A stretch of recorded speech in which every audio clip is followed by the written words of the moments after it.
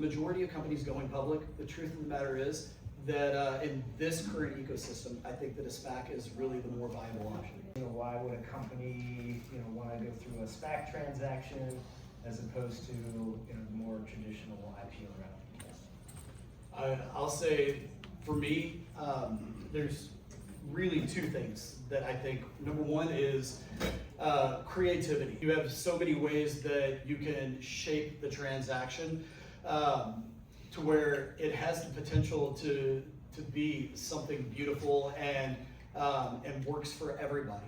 Which with an IPO, it's more rigid, and so there's not the flexibility to mold things. It's not as malleable. And the other thing is that if you fit in, if you're one of the few companies right now that fit in the mold of a traditional IPO box, do it. They go down that path, they file their S1, they file their F1, and then they end up having to flip over to an S4, F4, and go down that path anyway a year later when they find out that investors are just in this current environment that we're in, not interested in deploying capital there in that way.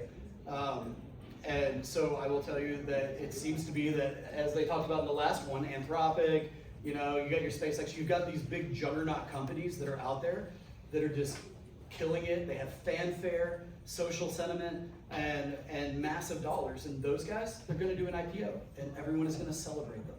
But for the majority of companies going public, the truth of the matter is that in this current ecosystem, I think that a SPAC is really the more viable option.